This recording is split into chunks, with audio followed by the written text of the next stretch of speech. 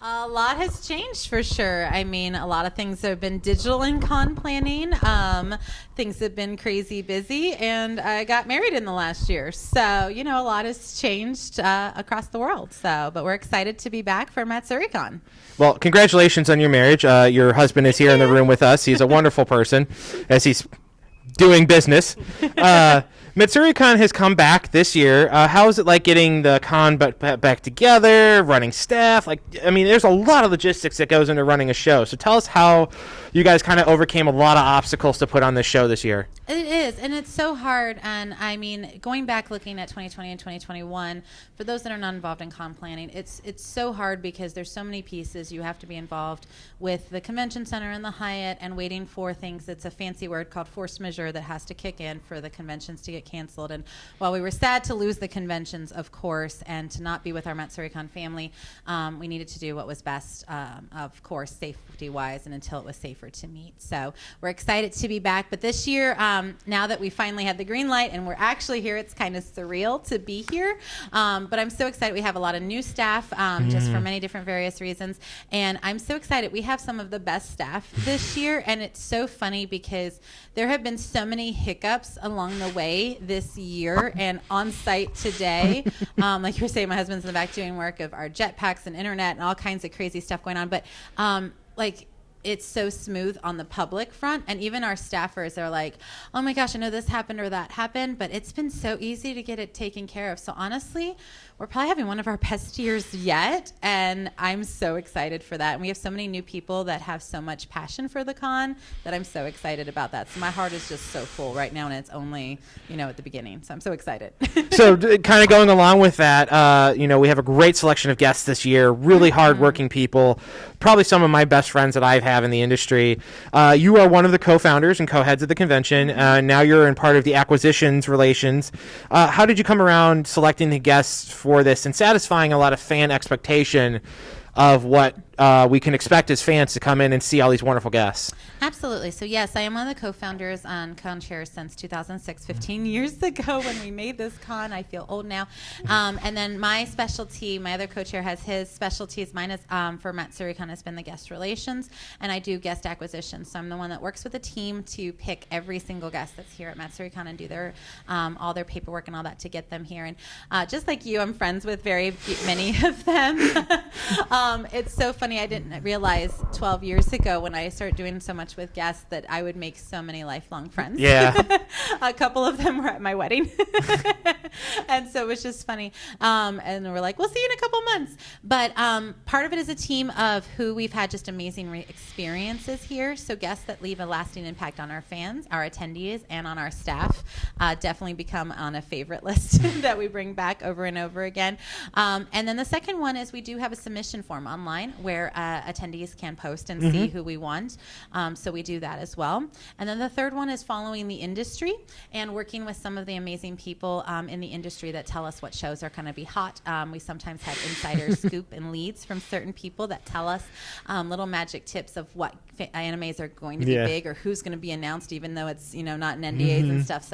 So we can get ahead of the ball there. So it's working very tightly with the industry. So I love doing it, and I love seeing the excitement on attendees' faces when they meet their favorite person at their autographs or panels. So it's definitely one of my favorite parts of the con. I mean, in all honesty, getting to sit down with all these wonderful guests is probably one of my favorite things that I do for all conventions. And the fact that I know that I'm very blessed to do this, and I love the fact that I get this opportunity. So whenever you guys bring in some of my favorite people, I really always enjoy talking with them and hanging out with them. I love that they each have a different story. When you really get to, I always will say this, if you're an attendee and a fan watching this, if you ever get a chance to talk to a guest at, just a restaurant, whatever, and just really sit and they're willing to talk to you, hearing their story of how they got into this or why they got into it, there's so many stories and so many hearts out there. That's what I love. I was such an introvert start before doing conventions. I think so many can relate to this. And Matsuricon's helped pull me out of that shell, and my real life job too. But and just getting to meet people one-on-one and meeting where they're at. And I just love hearing people's stories. Yeah. So that's how I've made so many friends. So No. I know you can relate. Yeah. So now, speaking about our awesome staff and guests and bringing more to the fans here at Matsuricon, we have a new idea for this year called Tanas Night Market. How did that all come about, and what's that experience like for fans that have potentially already started using it as we started it just a few minutes ago? Absolutely. So for those that aren't familiar with Matsuricon, we have our mascots as a full family with a mom, a dad, a daughter, and son, and then our puppy dog, who is Shiba Inu, and his name is Tana, which is based on, they're all based on different seasons, and then the Tana is for the Tanabata Festival, is where that comes from. And so our themes every year, I always see different cons do themes, and they do it on like their artwork, but Matsuricon wanted to take that one step forward and make it interactive. So every year we do escape rooms and a movement room, and we integrate the theme into everything. So not just media based, but actually into everything. And so we had a small extra space this year, and we got creative and going, how are we going to do something with Tana's Night Market with the theme? And this idea created, and I love my team. I'm really good at logistics and scheduling and contracts, but my team is the creative force, and they went, let's do an actual night market. So those that don't know the theme, it's basically it's based on all the shows where you see like the night markets at nighttime and such. And so they have that actually going on in one of the rooms here at the convention, and they actually have games. You can buy tickets and actually buy have games to play and all of that kind of fun stuff. So it's really cool, and they've gotten so creative. There's a ball pit in there, toys, plushies. I mean, so many different things you can do for prizes. And I went in and just to see the whole thing put together was just amazing. So I love watching my team's creativity. Yeah. It's magic, literally magic in action. So another fun thing, and we talk about our Matsuricon family, and what we do as a family is we give back to our other extended family through charities, and we partner with a lot of charities. What's it like? I mean, I think the last time you and I talked, it's quite a staggering amount of money that we as fans have raised to then give back to other fans in need. So what's it like knowing that all our work has really paid off with our partners through Peloton or other organizations here in Columbus? Absolutely. So for those that don't know the story of Matsuricon's charity, it's actually become its own gigantic thing. But Matsuricon year two. Actually, no, Matsuricon year one. We started out with someone said we'd like to do some stuff for charity, and it was totally last minute. And someone went out and got a bunch of whipped cream and whipped cream cans and paper plates, and they did a pie staffer with whipped cream plates, and there was like 30 different charities. And I felt bad because some of the charities got like $1 raised, and others got a couple $100. But for a first year con, that was still pretty impressive. And there was this huge drive, and I was like, we're missing an opportunity. There's obviously a thing, but we need to pick one. And then that was the biggest debate, was to tell someone that their charity couldn't be picked. You know, it's hard because there's so many amazing causes that were there. Right. And we picked cancer, and the reason why was four reasons. One is that John and I are reasons 1 and 2. My co-chair, for those that don't know, has had a personal struggle with cancer. It's very public. He talks about it all the time. And me personally, I lost my mother at the age of 17 to cancer. And so it had affected us both very directly and very emotionally. The third was we basically ask people all the time, raise your hand if you've been personally affected by cancer, yourself or someone you immediately know. And there's never a hand that doesn't go up in a room. And that's terrifying. That is terrifying. And so we wanted to make sure it was a cause that almost everyone could relate to. And then lastly, because of where we are in Columbus, Ohio, we have the James Cancer Research Hospital, which is a national source of research for cancer. They do so much. They are huge. And then we work directly with Pelotonia here in Columbus, Ohio, which is a bike event, and they raise a ton of funds. So they're a 100% nonprofit. So all the funds go to Pelotonia, which then get funded to the James Cancer Research Hospital. So it gives us so many different resources to work with, but we are over $100,000 raised as of our 2019 event to end cancer. Yeah. And so we're so excited to see where that goes and what we're going to do next. And it's something that fills my heart on that one. Yeah. Absolutely. the other co-chair is another friend of mine as well, and he was talking about how his legs hurt so much because he biked the other weekend in it. Yeah, this year has definitely been a comeback year, figuring things out. We had a whole team in 2019, and it was just not the bike race. It's not a race. The bike ride is not was just not able to something. But he was determined to still do it, and I was like, please go do it. Please be that person. And so he did it. And he was hurting that day, but he did it. And so he's so motivated. We're planning to hopefully have Matsuricon jerseys for 2023 for anyone that wants to be a part of the team and wants to ride or make their own team digitally. I love that Pelotonia.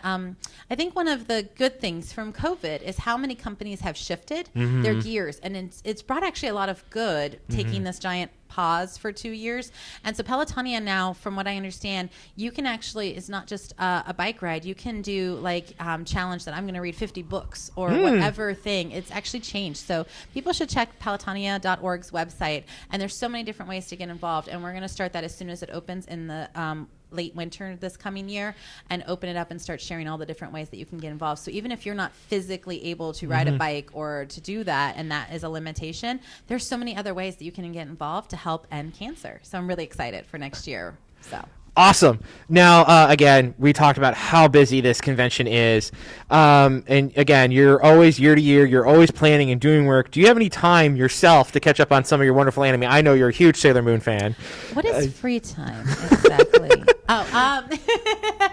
I will be very frank. This year has probably been the most insane year ever, because not only was I planning a wedding, my corporate business job ends on June 30th. My wedding was June 25th, and then the con is in August. So I'm pretty sure I didn't see straight during some of the summer. But yes, watching anime has always just been my thing. Yes, I am probably one of the top Sailor Moon fans in the universe. I love it. There is always something Sailor Moon on me somewhere. Yes. Absolutely. I am a true Usagi girl. But things just recently, my husband always finds like all the like things that are live streaming from Funimation. He's actually way more caught up than I am. But just recently we just finished up, we're caught up on Dr. Stone, which was actually a suggestion from Ian Sinclair in 2019 when we last had him. He told me I needed to check it out. It's funny how many animes I watch because the guests tell me what to go watch. And they actually know what I like at this point. So they'll be like, oh, go watch this one. So I was like, what is Dr. Stone? So I watched that based on Ian Sinclair. And then I'm so glad. And it was funny. We have actually several of the VAs here. And I didn't even plan it that way. But because Aaron's the lead. So he's here this week. Yeah. I found it out later. And Brandon, I think, is... Brandon's also in it as well. Yeah. So I was like, and he's one of my favorite characters. And I was looking up like, oh my gosh, I love it. So we just finished Dr. Stone to where they're caught up. And then we watched, Jake was totally telling me I had to watch Spy X Family. Yes.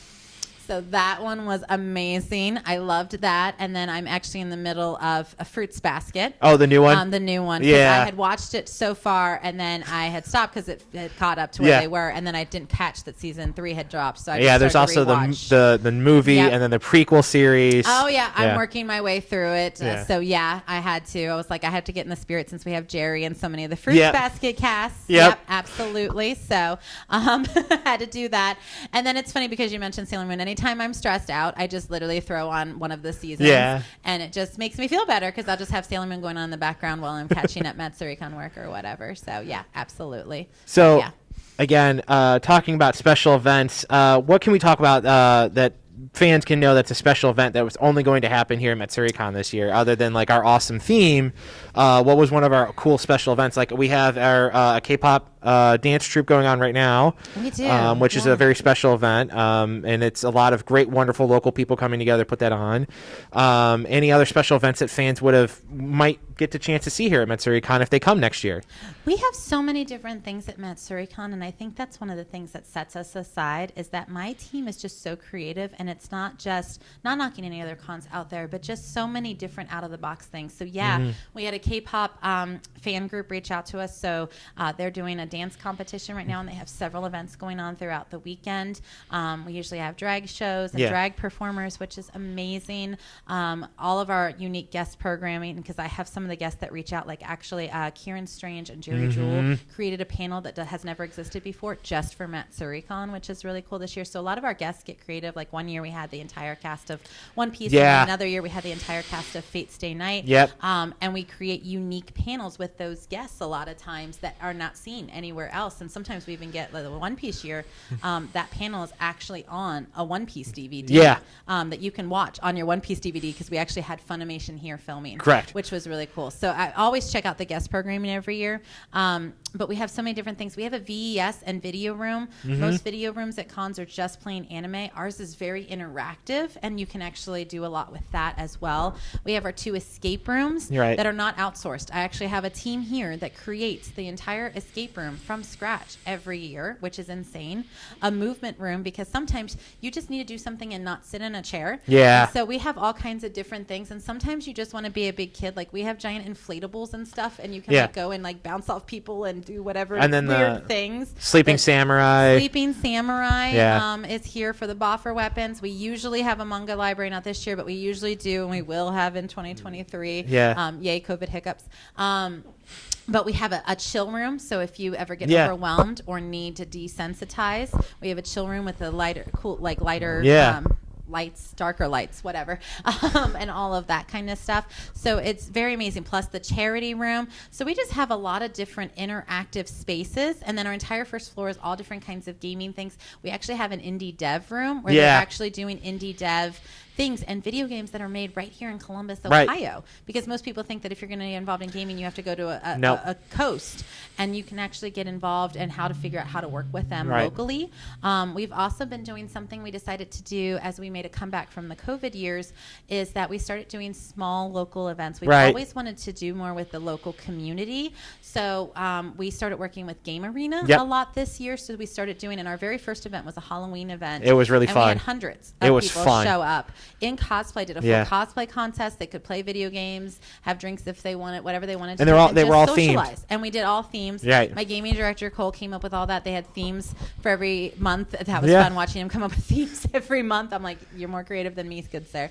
So we worked a lot with them. My programming director worked with a couple of the different bars downtown and during the summer, and we had different events. So we are going to try and expand on that to see what other local events. So definitely stay tuned on that one. And that's what I was getting at coming for next year. What can fans expect for next year? Any special events you want to talk about for next year? Absolutely. So upcoming events we have, I can tell you the big one is I can tell you the dates for Matsuricon 2023. So we are already in contract. They will be getting announced anyway at closing ceremony. So we are back Matsuricon August 11th through 13th, 2023. We will be back. And for those that were here this year and were like, oh my gosh, I had to get all my steps in because we were a little spread out. Yeah. I will go ahead and tell you we are back to our normal space from 2019, so no long distance walks. But some of you might be enjoying getting the steps in, get a little walk in at the time. Hey, it's people joked about the COVID-20. This is how I'm answering it. This is how we're combating the COVID-20. But yeah. And I actually lost 20 during that whole timeline. Yay! Hey, high five. I'm down 50. So we're all good. Excited. Yeah. We lost weight. There you go. Yeah, I got mad during COVID. I was like, we're not doing this. But yay, I'm already excited to wrap up this con, do this, and also be back for 2023. And hopefully we don't have any more national pandemics or your end of world situations. So following up with that, as we know, you announced the dates now and all our special events coming up.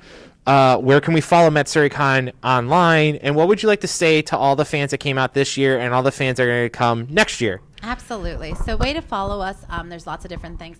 Of course, our website, Matsuricon.org, is where all of the information is. And then we're on lots of different social medias. We have both our Facebook page, which is just Matsuricon, and then our Facebook group. It's called Official Matsuricon Group.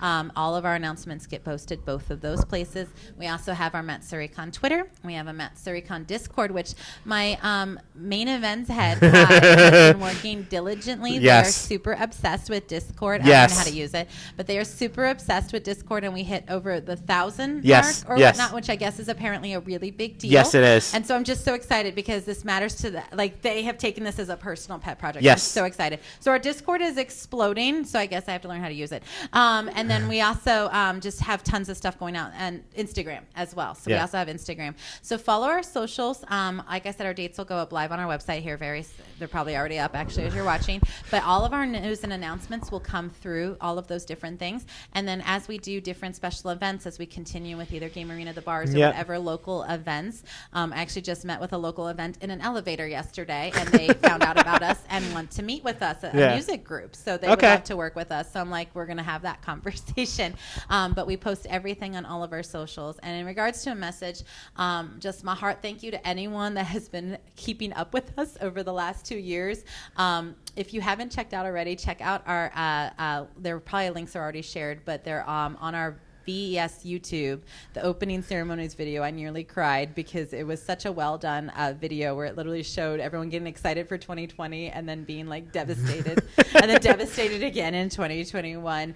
But my heart goes out to anyone that has kept with us this long as we've gone through all of this craziness, and to bear with the cons as all of this fun with the COVID, and all of our new attendees. We have so many new this year, which is amazing, and all of these fresh new kids, and I'm so excited, and the fresh passion and excitement. Yeah. So we absolutely love having you. We exist only for you guys, so you guys are what make Matsuricon, and welcome to the Matsuricon family.